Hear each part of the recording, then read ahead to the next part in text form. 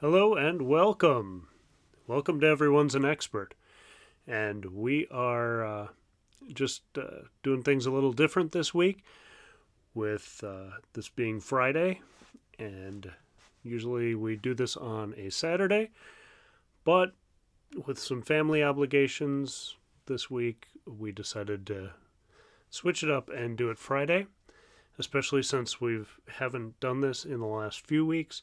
I wanted to make sure I get caught up on a lot of things I wanted to talk about that were going on and just never got around to because of other obligations. But uh, here we are. It's Memorial Day weekend, so I just want to start out by saying thank you to any of the veterans out there and anyone who's served the country and any family members um, or anyone who's lost a family member in service of the country. So thank you very much for your sacrifice, and it is greatly appreciated. So thank you. Um, wanted to hi John, and hi Tyler. Hope your back's a little bit better now that you haven't been driving for the last few days. Um, just wanted to start out talking about Tesla Vision. This is something I meant to talk about weeks and weeks ago. It's been in my notes and maybe even in the description of videos of live streams going back a month or so, because there was talk about Tesla going to this vision only based thing, and now they've apparently done it with the current 3 and Y cars and are going to do it with the S and X eventually. And so hi, Sarah. Um, so that's all been really interesting in theory, and now we're going to see how it plays out. And it seems like the gist we're getting from Elon is that the phantom braking issue is going to be hopefully solved by removing the radar, so we don't have conflicting streams of data coming in and fighting each other for when to brake and when to accelerate. So hopefully that's solved, and I know they can do a heck of a lot of stuff with computer vision already, and I'm guessing they know a lot more than we do about how the system works. So it's been a little frustrating, kind of the theme of this series is everyone's an expert, and everyone all of a sudden seems to be an expert on computer vision. And I've seen many videos about why this is a terrible idea and why it's a great idea, and we're going to have to, like most things, just wait and see how it plays out. But I'm confident that they're doing their due diligence and they know what technology they have and what it's capable of. Now, they did restrict some of the features in those new cars, I think, until they get a good data set and make sure they're correct. I would guess when they removed the radar, like physically from those cars, they didn't remove the connections. So if this turns out to be a bad idea, they can probably retrofit those vehicles pretty easily. But hopefully this means full self-driving is marching and progressing. They've been kind of talking about this vision approach for a long time, and this would suggest that they're pretty confident in it if they're willing to remove hardware to move forward. So really interesting. I think the next few months are going to really kind of tell the tale, and I'm excited to see it. Another thing that's come up a lot with the fog, and I've been following Green the Only on Twitter about his, kind of the things he's diving into, and sometimes he's obviously very smart, but sometimes I think he, again, assumes that Tesla isn't considering necessarily all the things they need to be, and maybe they're not. Maybe he's catching things and hopefully alerting someone on the Tesla team that these are some watchouts with their code or with how they're doing things. But a thread that's gone through his Twitter feed has been talking about um, how do you see through fog? Radar can see through fog. And that's actually the opposite problem I have with cameras in doing road trip videos.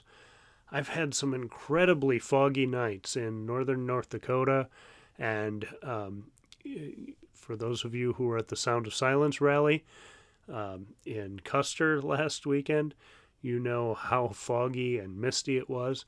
And for the most part, I can't get it to show up in the cameras, at least not in the density that we saw it with our eyes. And so I'm, in my road trip video that's going to come out on Sunday, I'm talking about, it's foggy and misty and cold and rainy, and you can kind of tell it's drizzly, but it just looks like a gray day. It doesn't look like you're like going through a horror movie level fog. So cameras, at least the GoPro I'm using and some of the other cameras I'm using, are pretty good at seeing through fog. So hopefully that's the case with the Tesla cameras as well. But again, it's just one of those things that's, there are a lot of internet experts, and I think, we need to see how things play out and not jump to too many conclusions. That's kind of my mantra on the whole thing.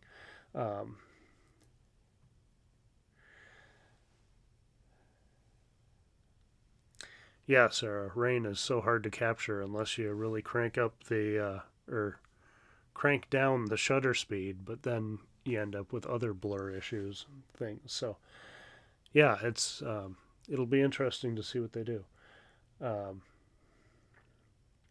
Yeah, autopilot for me was working great in the fog too, Tyler.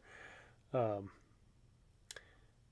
yeah, full self-driving. It seems like there's some leaks in the code on the website, and that might be going up, or it might be a couple different levels, like autopilot for um, autopilot for like the more navigate on autopilot kind of things, and then city streets and some of those more intense features might be more expensive. But again, we'll have to kind of wait and see what happens with their announcements.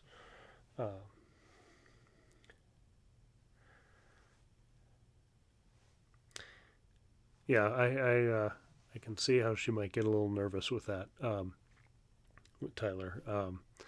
We had a little range issue with the wind coming back. Sorry, I just bumped the mic. We had, for the speed we were going and the wind we were going into, Ellie was getting a little nervous about making it to the charger in Murdough, but I'll get into that a little bit later. Yeah, enhanced autopilot. That's what I was meaning by the navigate on autopilot. So, yeah, it seems like there might be a couple different levels, and we'll, again, just have to see what the official um, the official wow, my brain just completely died. The official announcements are. We'll have to wait and see what those end up being, but um, looking forward to more details, hopefully sooner than later. So,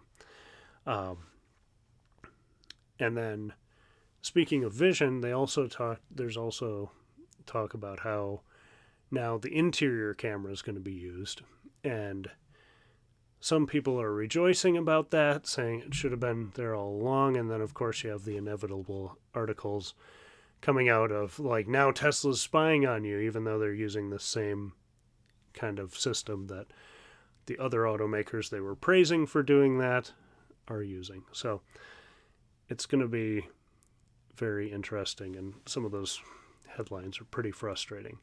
I'm not crazy. I've never really been crazy about the driver monitoring just your eyes.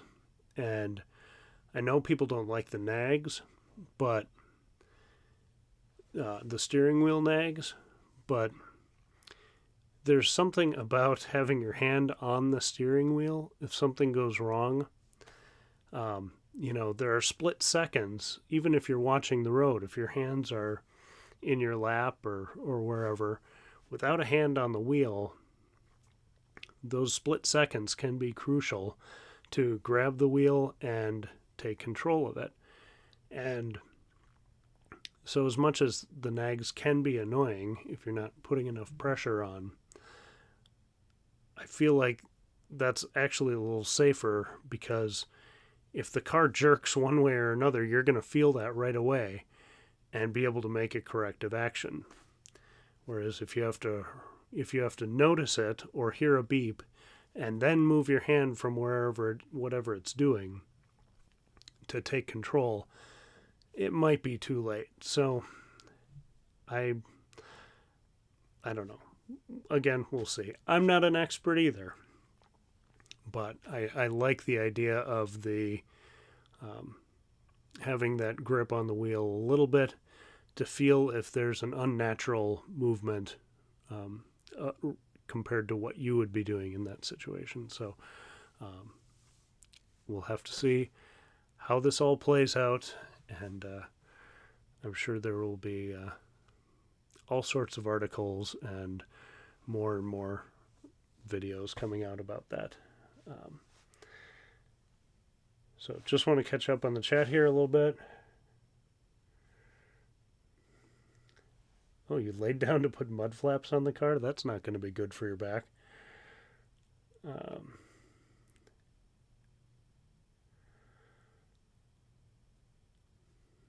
Yeah, 1,400's a lot. Oh, you made it all the way to Okama with 84 from Custer. We had about, I think, 86 from Custer. But we did drive through Custer National Park, or State Park, up to the freeway, across the freeway to Wall, down into the Badlands, then up into, then back up to the freeway and across to Murdo. So a lot of elevation changes and a lot of different driving. But yeah, we got to Murdo with a little under 0%. We were fine though.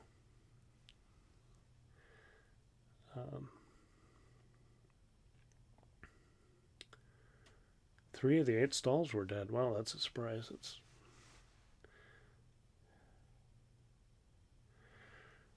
Yeah, I've heard a lot of the electrical tape comment. I've heard a lot of people saying, well, we'll just cover the camera.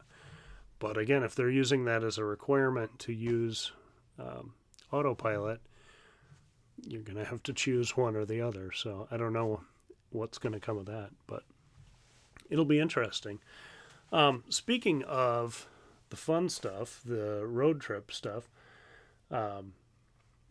the Tesla Sound of Silence rally in the Black Hills last weekend was a lot of fun.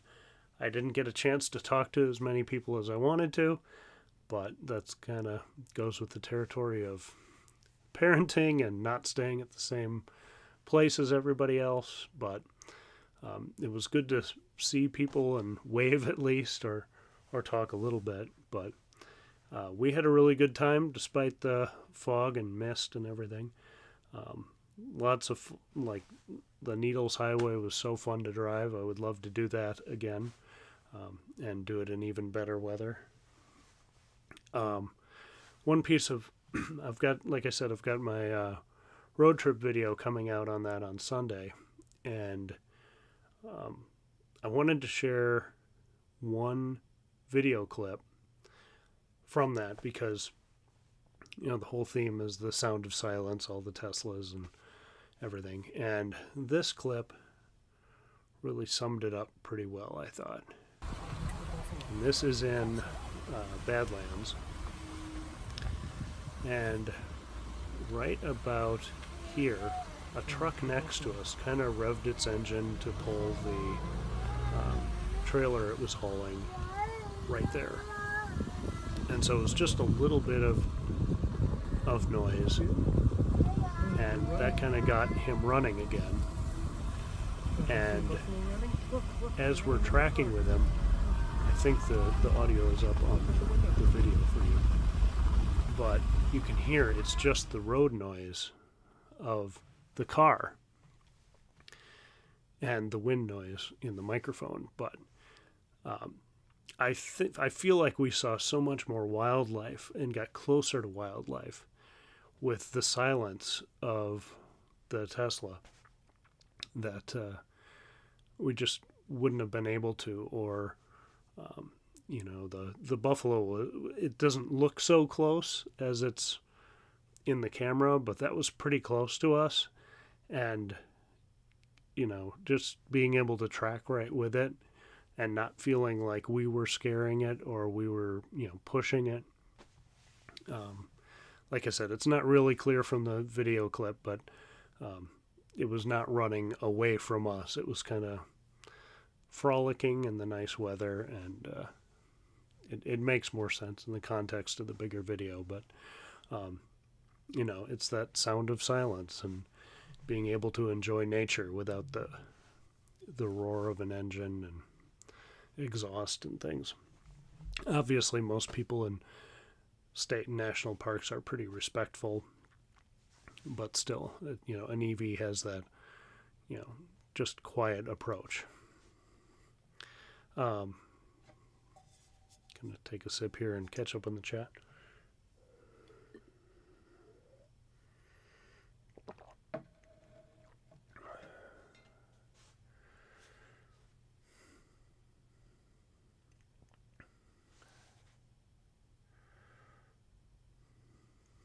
Yeah, the nature loop was great, and we also kind of had to work our way around the donkeys as they were kind of standing in the middle of the road. We went down to Wind Cave National Park after we left the wildlife loop in Custer, and saw a lot of buffalo pretty close to the road. In Wind Cave National Park. The cave was all booked up. They're doing half capacity tours, and I guess they book up by like 8 in the morning right now. But we have, Ellie and I have been there before, and it's pretty cool if you get the chance. Another thing I thought was really interesting, I guess, it's called the Tesla or the Black Hills Sound of Silence Tesla Rally. They need to shorten that name. There's some marketing and branding things I think they could do to tighten that up. But the group was pretty big for the facilities they have, so maybe they don't want to get too many people there. But I kind of expected to see some Taycans or Mach-E's or some other EVs there. Just kind of, I kind of have the attitude of come one, come all. Tyler, I know you were thinking of driving the Volt or the Bolt originally, and so I kind of had that in my mind that it's going to be a free for all, and there's going to be all sorts of stuff, and kind of like a big EV show, and it was very Tesla specific, which was cool, but not quite what I expected. I thought it would be a little more kind of a catch-all, and people talking and comparing between brands and what's going on. So I don't know if they'd, again, Custer and the facilities they have are so small that even for the 125 people that they had, it was pretty tight. Tyler and other people from the Minnesota club found us seats so we could sit at their table, and Ellie didn't even come to dinner that night. So it was pretty full. I don't know how they'd handle an even bigger group, but I just think it would be cool to just flood the area with EVs. I think that would be super cool.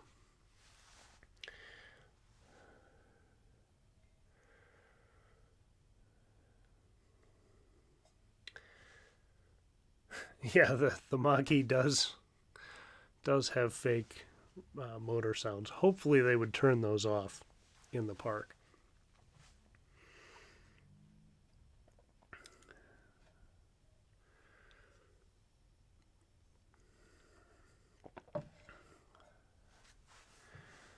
Yeah.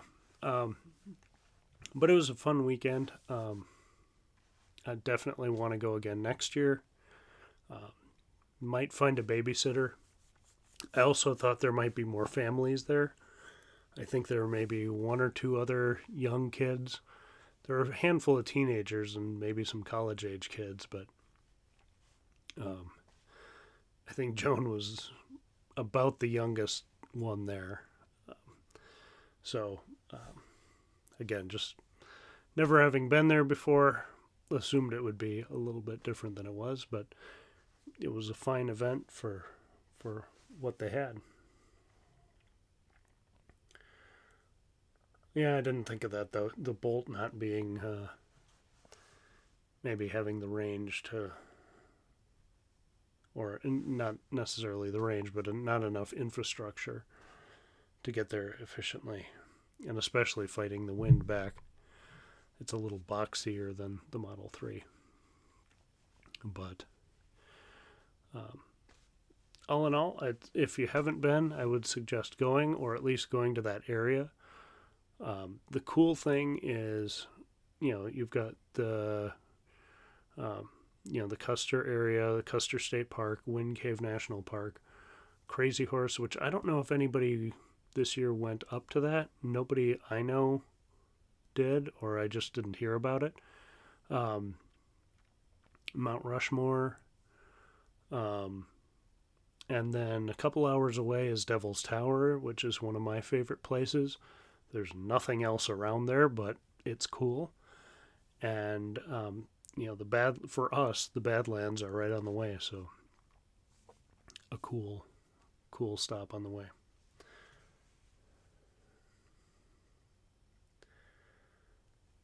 Yeah, I'm the cool dad. I'm the one who brings the baby into the bar.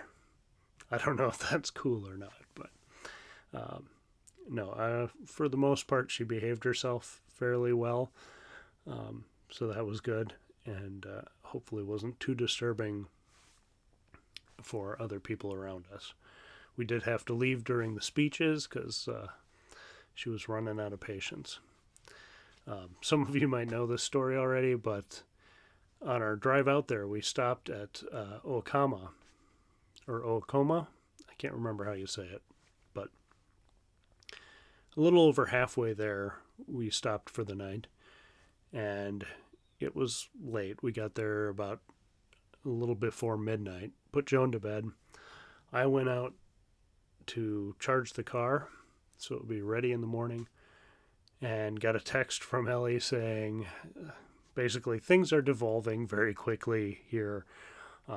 She was excited to be in a new place and making a lot of noise. And obviously, we were in a hotel, so that means disturbing neighbors. It's not great. So I left the car to charge, went back.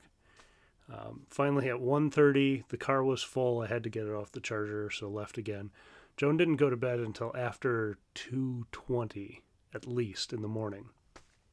And that meant I didn't go to bed until that late. And so we slept in a little later on Friday. But then when we were at dinner Friday night with everyone, she hit a wall about the time dinner was over. And it was definitely like I got her out of there right in the nick of time, or things would have been bad. So the pros and cons of bringing a child to an event like this. But overall, she did great. And it was fun to have her there and see some of the sights as a family. So maybe there will be more families next year. Who knows? So, like I said, Sunday I've got the video coming out of that road trip. And then next week I was able to do interviews with some people. I wanted to do a whole lot more and just do some rapid fire questions. Some people talked a little longer, and it was good. They had good stories, but I was hoping to get like 50, 60 people of just who are you, where are you from, what did you drive, best part of the weekend, rapid fire questions. And I think I got about 10 to 12 people. Again, some good stories. And so I'm going to do a video next week about that. And I'm doing a little teaser, like a 2-minute recap. That'll be on the Now You Know channel on Monday's episode, of just a quick recap of the weekend. They like those segments to be too... Ooh, sorry. That may have been very loud. They like those segments to be 2 minutes long. And trying to pack everything from the weekend into 2 minutes was a little tough. So it goes by quickly. But I tried to include a lot of group shots and some other people in there instead of just our family. So that should be in the video contributor story section on Monday's episode of Now You Know. So we can look for that.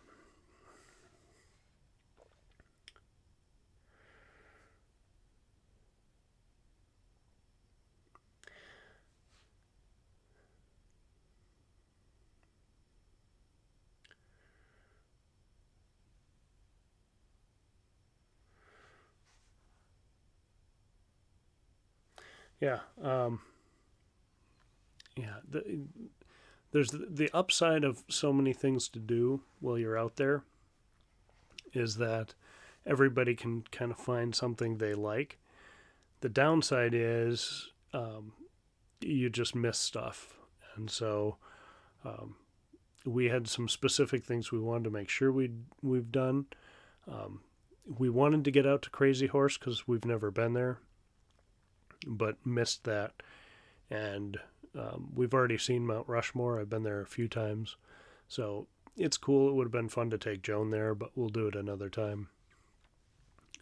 But we wanted to make sure we did the Needles Highway and got the best chance of seeing buffalo that we could. So that was kind of our goal for the weekend. And I think we accomplished that pretty well. So didn't always get the best shots of them, but we saw them. So other than I love that running shot that I showed earlier. So happy we got that. Would have been nice if it wasn't on my phone and was on the good camera, but you take what you can get.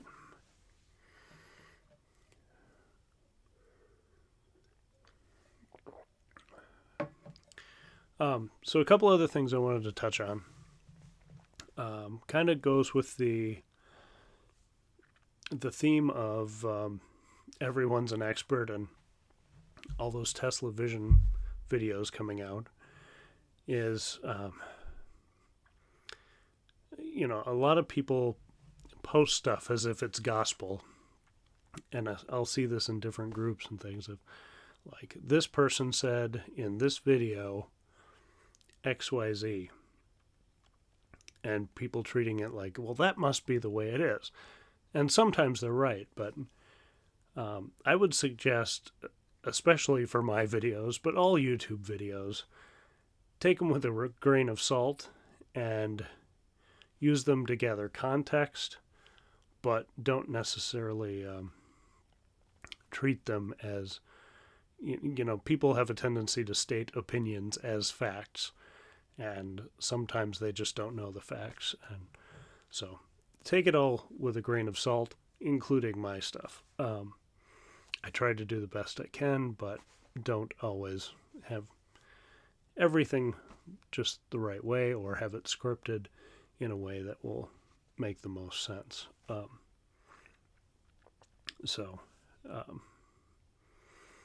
always say, if you want to find like the latest SpaceX or Tesla news, again, use that stuff for context, but follow Elon on Twitter and get what you can. Follow Tesla on Twitter. Get what you can from the horse's mouth, and then use that other information as context to build up around that.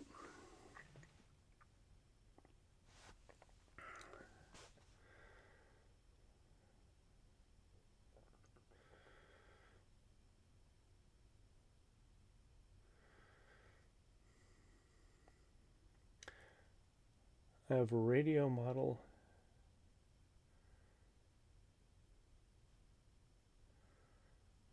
Sorry, John, I didn't catch all that. But sounds like you're in a radio group with international. You talk Tesla internationally on a radio group, a long range radio group. So that's cool. That's, yeah, sharing more information is always good. Just a second here.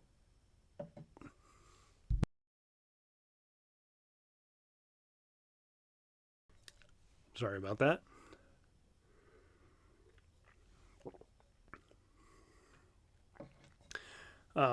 So, kind of going on, continuing on that theme, as there are a lot of videos about the gas shortage from a few weeks ago, and I was off and didn't have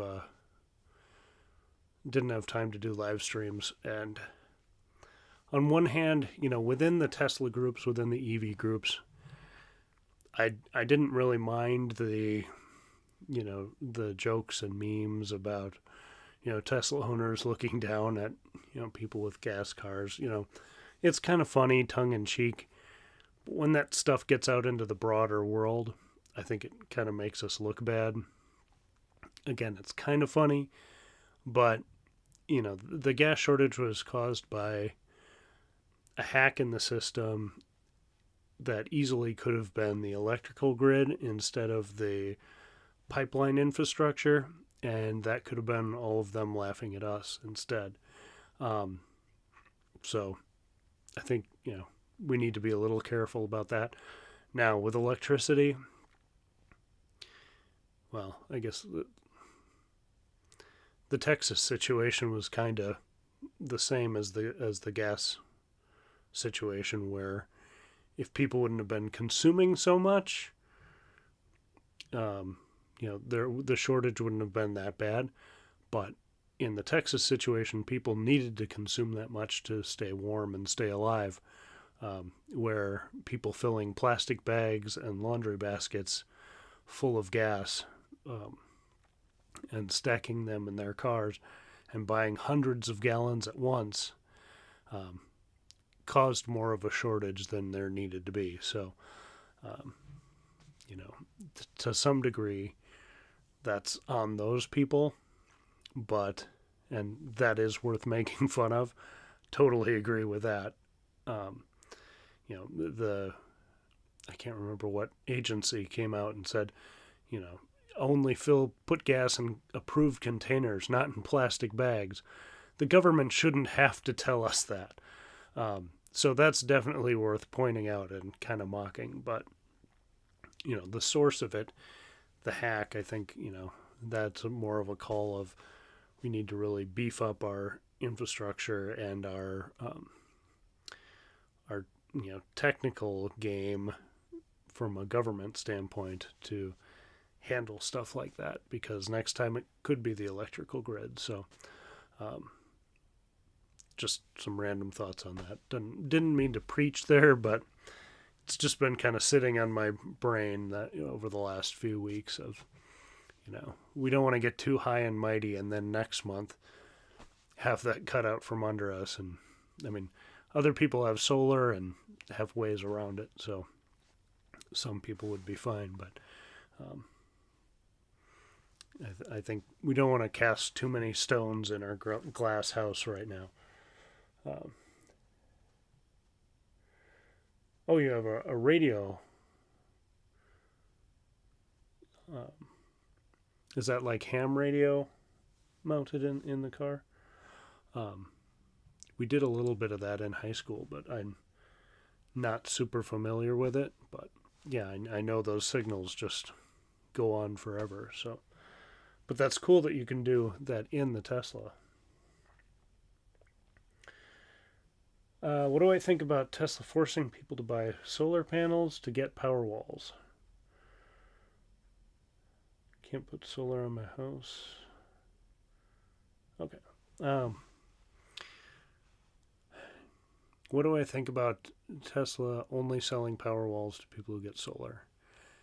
I think the demand is so high that it's probably a way for them to streamline. Um, I would like more a la carte options, but I think if they can streamline their installs, and if they're battery constrained and only have so many power walls to go around, it probably makes sense right now. I know there are other companies that make battery backups. So, um, but again, if you don't have solar, would you even want that? I guess you could, kind of play the peak time, off peak time game, and um, maybe do some of that. And you'd have the backup in case of an emergency. But I guess if Tesla wasn't so constrained on how much they can produce, I think I'd feel differently about it. But I feel like, again, that they probably know every power wall they make could be paired with a solar install, and if that's the case, then it simplifies the different parts and pieces that have to go between the solar and the grid power. Um, so for now, it probably makes the most sense for them to do that way. But I like the idea of kind of what they're doing in Australia, where they're putting solar in. I don't know if it's Tesla putting solar in, but there's a lot of solar going in, and then being charging and then backing up through a mega pack, in not city blocks, but like chunks of territories. And so you've got the homes kind of feeding this system, municipal solar going into that system, and then, kind of mitigating blackouts that way. And so I'd like to see kind of more of that microgrid, structure take over a little bit more. And I think that would help stabilize things for a lot of people. But I'm really not I know a little bit about EVs. I'm really not an expert on solar and batteries. That's just my best read on things as they are right now.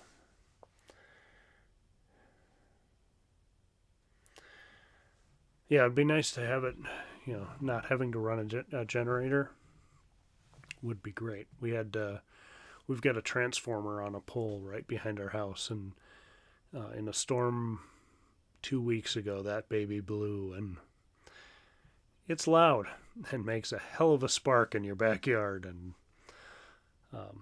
it's a little shocking. So, yeah, it would be nice to have some backup. We lost power. I think it was only a handful of hours, but still, I think microgrids are probably the way to go.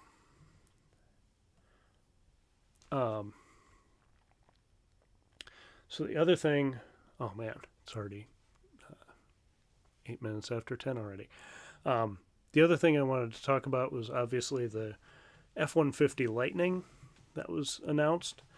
I think, again, everybody's got their take on it. I think it's good. It's basic. It looks like a Ford F-150.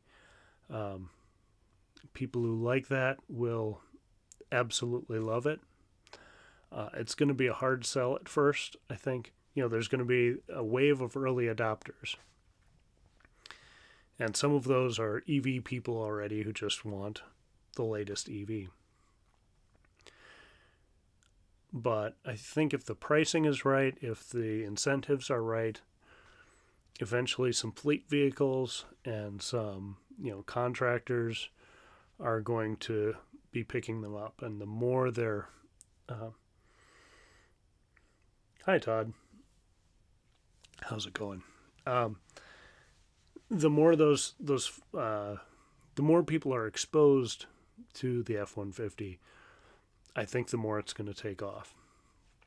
And I don't know if you guys have seen the MKBHD video where he's talking about, the range. They might be really underselling the range. And that was kind of the range and the charge rate were my kind of negatives on it. I think the power back up to the home, that's cool. I don't know if it's in all trim levels or not, but that's cool. But if the lowest range is 230 and they're sandbagging that, and it's really close to 300, with nothing in the vehicle, that's going to be awesome. And that will definitely, if they can underpromise and overdeliver on that, they won't be able to make enough of those. I think that's going to be the problem, is they aren't going to be able to make enough of these, because, like I said, there's going to be that initial wave, and then as people are exposed to them, kind of like Teslas, the more people see them, see what they can do, it's just going to spin that flywheel really fast.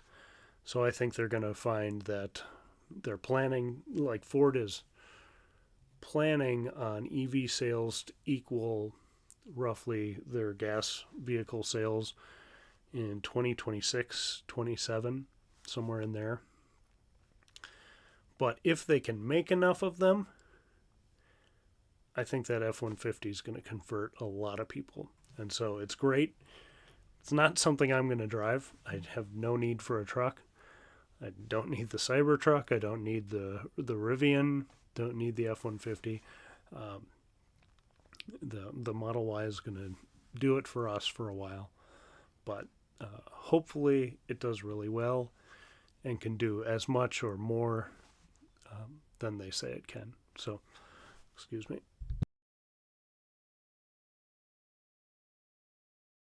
I was doing a bunch of yard work today, so the allergies are doing their job today too. So I think it's great. I would love to get up to Roseau and visit the Ford dealer there. I talked about him, maybe it was the last live stream. They were in support of Clean Cars Minnesota and testified on behalf of it. And they've been pushing the Mach-E, really excited about the Lightning. When he was talking to the Minnesota EV Owners Group, he couldn't share a lot of details about it. I think he knew things, but he couldn't say them at the time. And, well, actually, no, I think he said they aren't even being told most of the details until later. So, but I'd really love to get up there and pick his brain about how the Mach-E is doing up in that very rural northern part of the state, and then what he thinks his customers would think of the F-150. There's also been a handful of videos, pretty good videos, I thought, about comparing the different EV trucks. Zach and Jesse from Now You Know did one. Today is Friday, so it was just today, in their in-depth series, and basically broke down a lot of the EV trucks that are coming up and their pros and cons of each, or the different spec levels. There are some I have very little confidence in.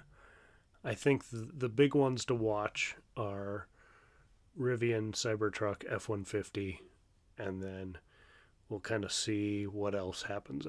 Obviously, the Hummer's going to happen, but I don't think it's going to be in huge numbers. So maybe it's just a placeholder till the Silverado gets announced and produced. But I think for now, the players are F-150, assuming they can hit their timeline. Rivian, which sounds like it's coming out in July now. Hopefully it doesn't get pushed back anymore. And then Cybertruck, end of the year, early next year. So we will see. The new Cybertruck patents that were filed, people have been combing through those. There's some crazy stuff in there. So I think hopefully they do. Elon had tweeted that they were going to do a Cybertruck event and kind of talk through the changes and some of the things. And some of that stuff I think was revealed in the patents. But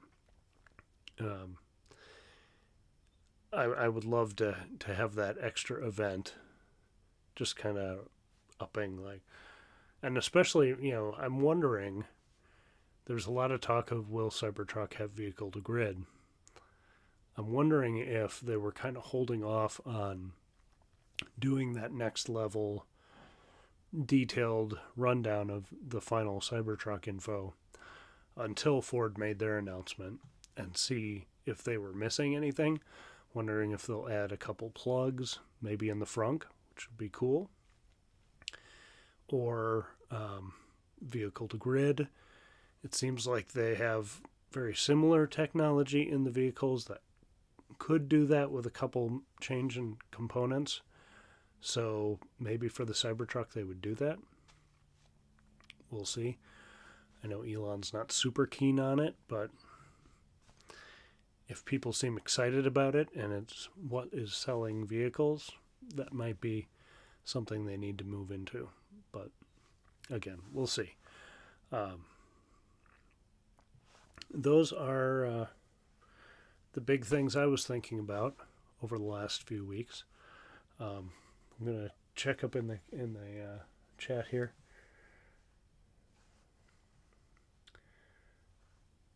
Todd, if you're still here, did you have any issues coming back in the wind from Custer?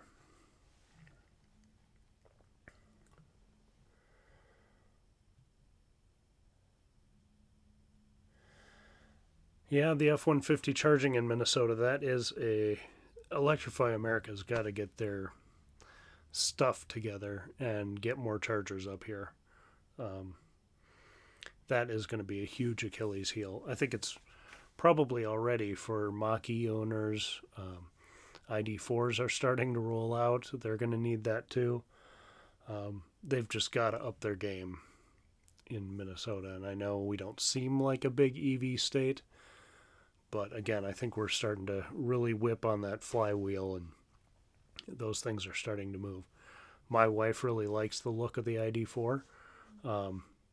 I don't think we're going to trade the YN for it, but maybe in a couple of years after the Prius dies, if we need another, bigger vehicle like that, I can see her liking that or something cute. So we'll see.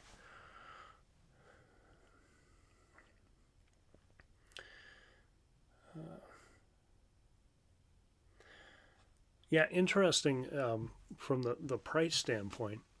Going through the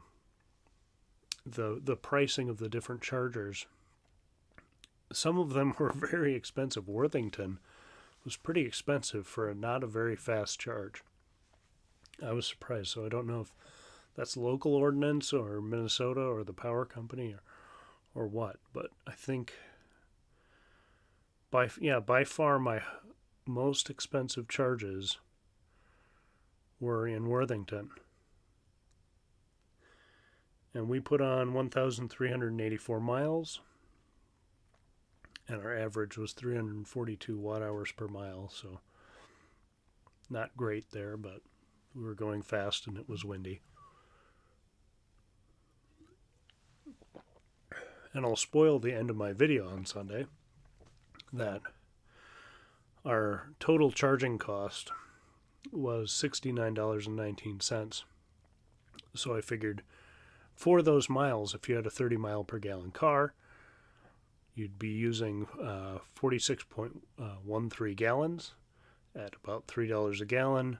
You'd be at about $138.40. So almost half the cost of to drive the EV rather than a 30 mile an hour gas car. And I don't think you'd get 30 miles an hour, 30 miles per gallon fighting that wind. pretty sure about that. And you also don't have the opportunity. Custer had those level 2 chargers out. Some of the hotels had destination chargers as well. And some or all of those were free. And I've never stayed at a hotel or a city that comes out and hands you free gasoline. So nice perk for being there and spending money there. And it doesn't cost them that much either.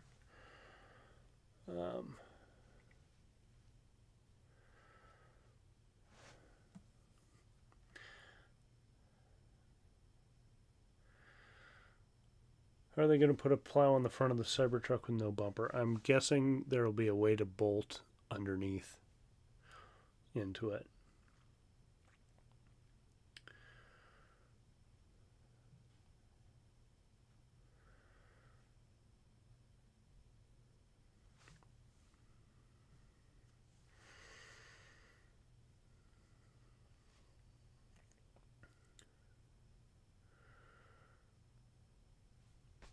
Yeah, the ID4 doesn't do a ton for me, but it seems to be popular with the ladies, so that's great.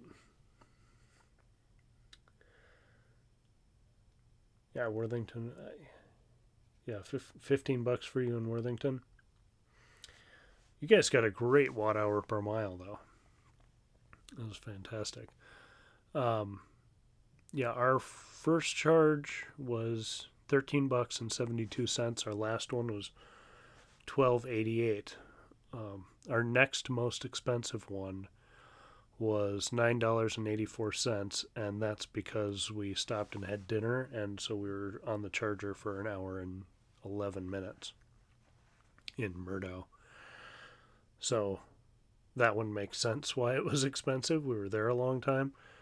But Worthington's just kind of off the charts. So, and I think it's only 125 kilowatt hour or kilowatt max charger. So it's not fast and it's expensive, but it is better than stopping in, getting off of 90, going down and going into,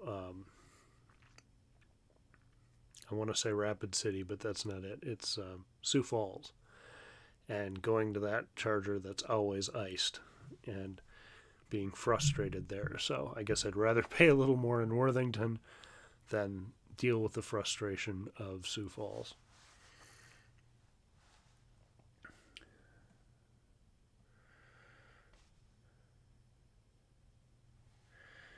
Yeah, 90 miles an hour toward Custer.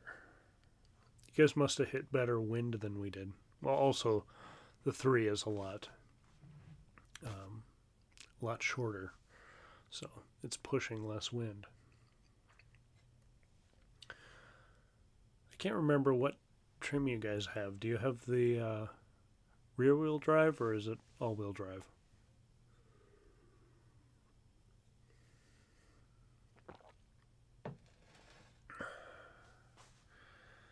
How much kilowatt in Worthington?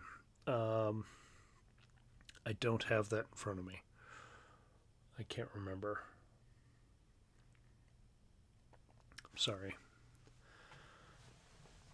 I have just kind of some of my scribbled notes from my scripting for the video. And that's why I have some of the prices in front of me, but I don't have the details.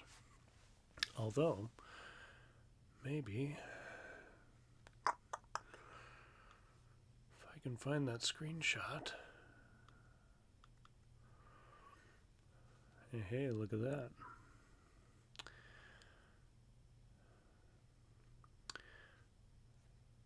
Looks like both of those were 28 cents per kilowatt hour. So our first one was 46 kilowatt hours, and our last one was 49. When you leave a really messy desktop to your computer, you can find all sorts of things.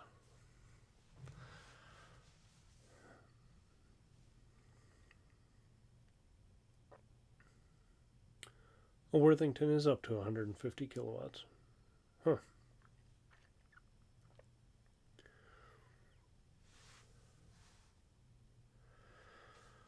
Um, so that's pretty much all I had for today. I think that kind of goes through everything I had.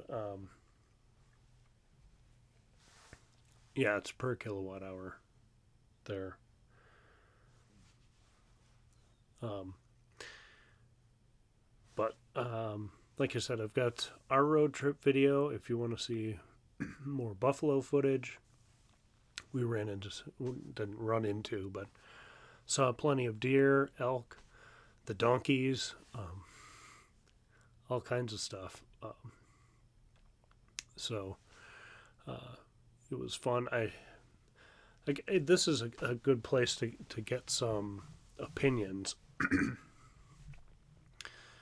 I'm kind of struggling with, at this point, how valuable is the data, the what we arrived at the charger with, what our watt hour per mile was, how long we were there. Is that stuff valuable, or do you think it's, as more people are owners, it's valuable to a new set of people? Because I include it, but I don't care so much about it. So I don't know if I'm just doing it to do it. Put those kind of showing what the charging screen is and everything. But if you guys think it's useful and worth keeping in there, I feel like it's good to have some tangible content instead of just, here's my family on a picnic or on a hike, and we drove there in an EV, which is kind of what the road trip videos are, is kind of showing that a normal family doing normal things, and it can be done in an EV. I think there's value in that. And then the question is, how much value does the nitty gritty details have? And is there a better way to present it? So if you see the video on Sunday, let me know. Is that enough? Do you want me to show other things, different details, just a synopsis at the end? I guess let me know your thoughts on that.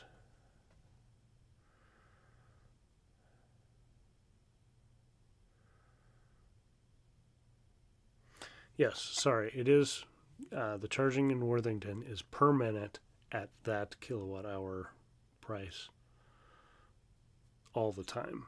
I don't think that changes depending on time of day. Where some of the other chargers say you were at this charge rate for 5 minutes and this charge rate for 20 minutes, stuff like that.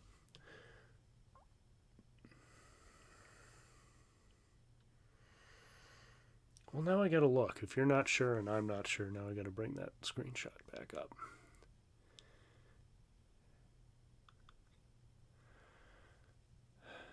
Tell me your mysteries, Worthington. 49 kilowatt hours at 28. So it must be by kilowatt hours. And the ones in South Dakota were all by minute. We're all time, and it looks like there are different rates depending on what time of day. And I have a charge here on this screenshot from St. Louis Park, and that was also very expensive, $14.56. So that's all. So Minnesota, maybe it's Minnesota does kilowatt hour, or charges by the kilowatt hour, and South Dakota does it differently. That sounds like it would be worth looking into. Somebody should make a video on that. Maybe someone who knows what they're talking about.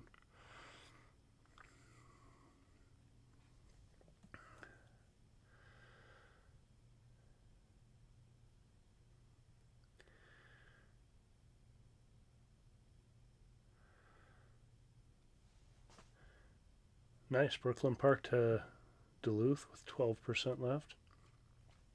That's nice. I've always meant to do that trip, go from the cities to Duluth, but I always want to stop in Hinckley. My great grandparents lived in Grand Marais, and so since I was a kid, I've been going up that way to Grand Marais, and we would always stop at Toby's and then stop in Duluth. And so I have a really visceral reaction to skipping Toby's. Even when I plan on it, I'm like, I could use a coffee, or I could use the restroom or something. I always seem to find an excuse to stop in there for a couple minutes.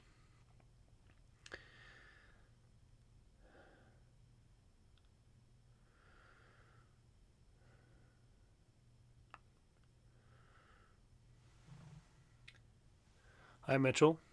Thanks for joining. Data is awesome. Okay, Tyler, but now that you have a Model 3, do you still feel like you need to micromanage that data, or is the route planning so easy and so seamless that you don't need it? Like when I was doing it all by hand in the S without navigation, knowing what other people were getting I felt really important to understand what I would be doing on road trips. But with the Model Y, it seems a little like, it's all going to be fine. Even when we were below 0% at going into Murdo, I slowed down, but at the same time, I was watching you can see the little dots forming where you're about to start losing power. I'm like, we're okay, we're okay, we're okay. And then, had we had to go another 10 or 20 miles down the road, I would have been drafting behind a semi and, all that stuff. But I was kind of gauging it, and I'm like, we're okay. By the time we got off the freeway, we were doing 65. So came down significantly those last couple miles. My wife was getting a little concerned, but it was a good instructional. That sounds really patronizing and sexist, but it was a good way, a good opportunity to show her, when when it says 0, obviously you're getting close, but really when you start seeing those dashes form and they start creeping down, you're starting to get into really dangerous territory. So I think it's good for people to know that, but hopefully most people never experience that.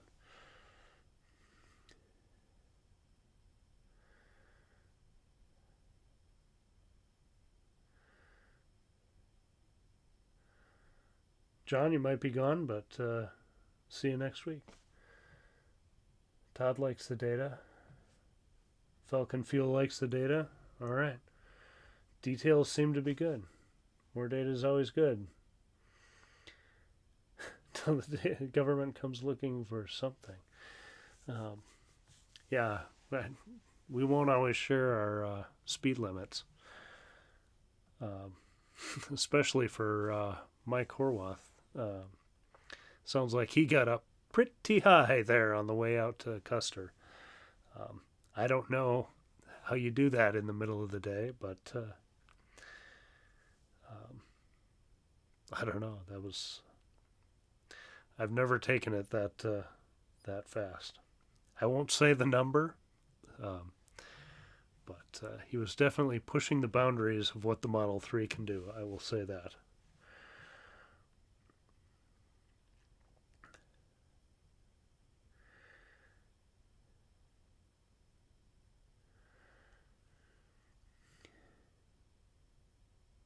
Wish they made it more transparent so you could see online rather than just in your car. Oh, like if on the website there was you could pull up your charge history and maybe some other details about your car on the. That'd be a cool thing to have on the app. I don't know if it would be better on the desktop or on the app, but they have all that stuff, but maybe it's a matter of they don't want to. Maybe they don't want to have that big of a web team to create all those pages and manage all that stuff and keep other people's data for them.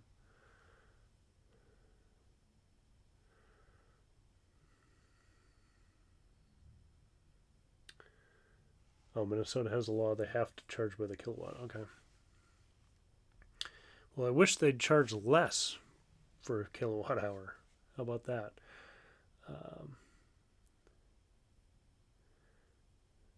yeah. Yeah, stop by Toby's and get that cinnamon roll. Man, those things are amazing.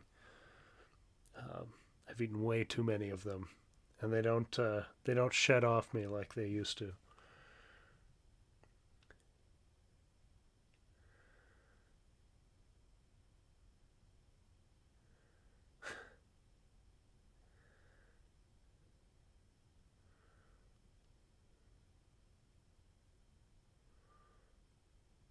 30 cents a minute for 50 kilowatt hour chargers? That's that is insane.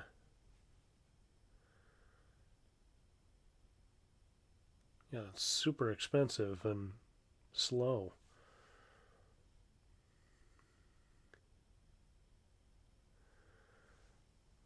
Yeah, we need to get more Teslas and more EVs up on the North Shore. It's a great place for them. Especially, there's not a. I wish there was a supercharger in Two Harbors or Duluth or something, but if you, especially for the people who live up there or have cabins up there, if you can start from up there with a full charge, then you're golden. Pretty much any way you want to go.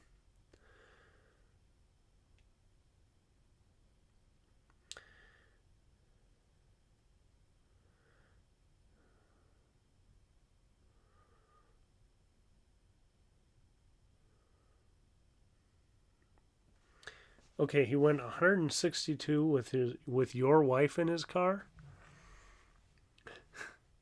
Were you just driving behind, going, "How fast are they gonna go? How fast are they gonna go?"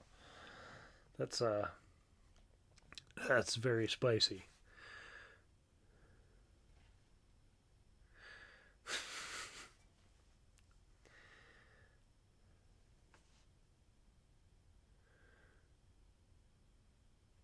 Hmm. Yeah, I don't know. I'm not a real. Uh, I'm pretty good with computer programs. I'm not good with computers. Um, so like working with Final Cut or Photoshop or within a program, as long as the program's working correctly, I can do pretty well. When something isn't working correctly, I am about as dumb as a box of rocks. So, um, yeah, the going into the API and stuff is not something I would ever do. I've had to do a few technical things for work, and I can't think of times when I've ever felt dumber than um, when I've been trying to work with APIs and get programs to talk to each other that normally don't. And um, yeah, my brain is not wired to do those things.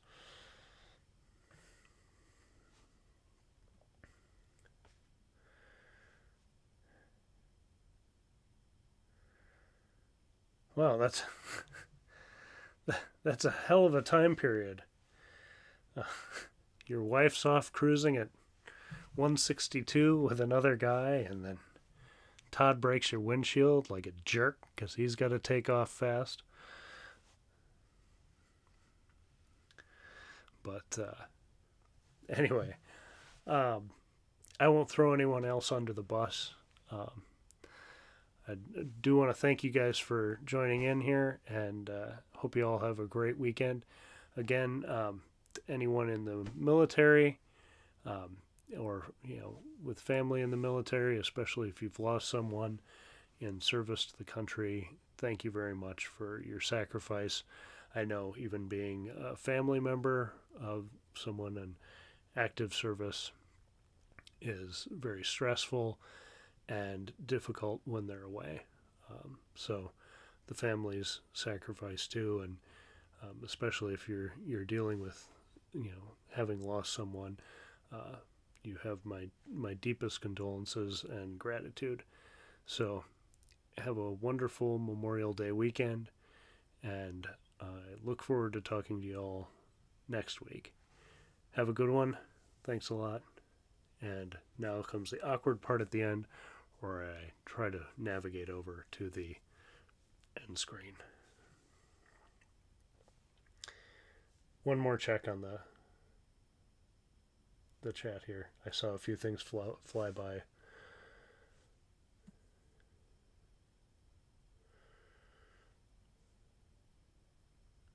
Ooh, Superior's polls at the fairgrounds are unlocked. That's good to know. Well, John, thank you for your service. Like I said, very grateful to everyone who served. It's a hell of a commitment. So I appreciate it. And Falcon Fuel, thanks for the like. I look forward to seeing more of your trailer adventures. So, again, everybody have a great night, great weekend, and I'll talk to you soon. Thanks. And it didn't select. How awkward is that? I need like a producer here to actually do the production. All right. See you later, guys. For real this time.